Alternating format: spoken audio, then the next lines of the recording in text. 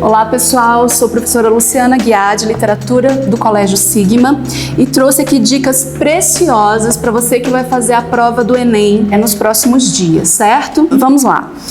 A gente tem aqui uma questão de literatura. E antes de comentar a questão, eu queria falar algumas coisas importantes para você. É importante a gente entender como é que o examinador, da prova do Enem, constrói as questões. A gente tem aqui um texto, um texto do Vinícius de Moraes. É importante, antes de você ler o texto, que você identifique aqui o autor, certo? Então a gente tem o Vinícius de Moraes, e aí todo o texto de literatura, apesar de deixar em muitos momentos o aluno um pouco nervoso, porque é um texto codificado, todo texto de literatura, de alguma forma, vai falar sobre a vida. Então, você que estudou a literatura no ensino médio, você precisa se lembrar em que momento do sistema literário esse autor está inserido, em que momento ele produziu, o que estava acontecendo politicamente nessa época, no país. Então, a gente tem aqui o Vinícius de Moraes, que é um autor da segunda geração do modernismo, ali na primeira metade do século XX, momento em que a gente tem discussões ideológicas aí muito importantes. Então você já identificou o período, você já identificou o autor, ok? E aí a gente faz uma primeira leitura do texto.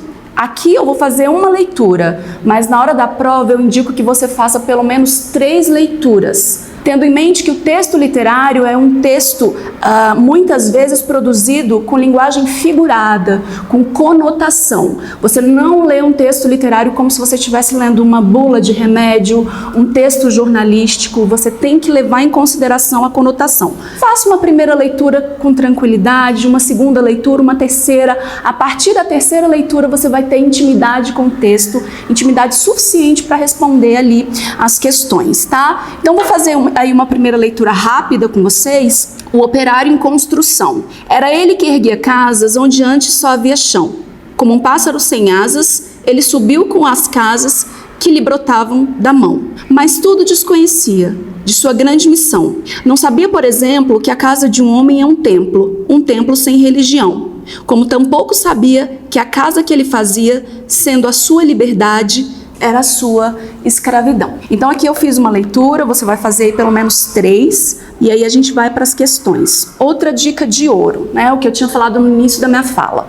A gente tem que entender como é que é a cabeça do examinador que construiu a questão.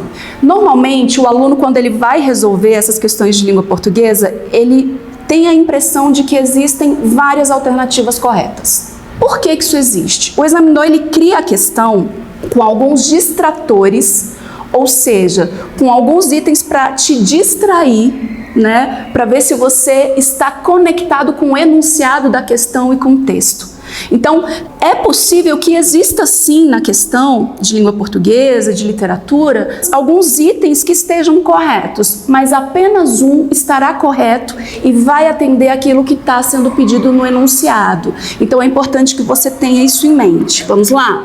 Nos versos apresentados, o eu lírico manifesta preocupação com as classes oprimidas, pois almeja. Então aqui no enunciado ele está falando de classes oprimidas, Então letra A, atingir a consciência dos trabalhadores que estão alienados de sua importância social. Então a gente pensa em classes oprimidas e em trabalhador. A letra A pode ser que esteja correta. B, demonstrar que a poesia moderna pode ser constituída por linguagem simples e direta. Veja, o item B, a gente tem aí um item correto, mas não atende aquilo que está sendo pedido no enunciado. Então esse é um distrator, você tem que passar por ele, não está correto, Concluir que a vida do trabalhador é paradoxal, visto que as casas brotam de suas mãos. A primeira parte do item está correto, a segunda não.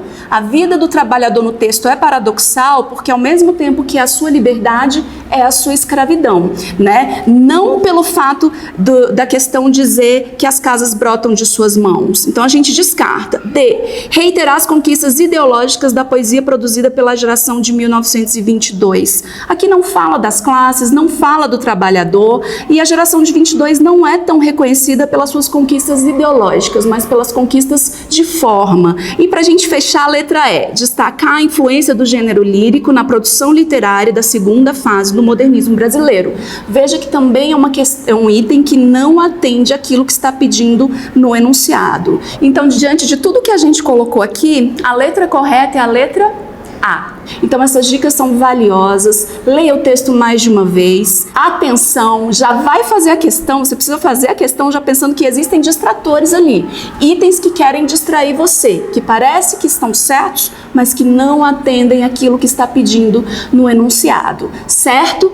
Todo sucesso para vocês, tchau, tchau!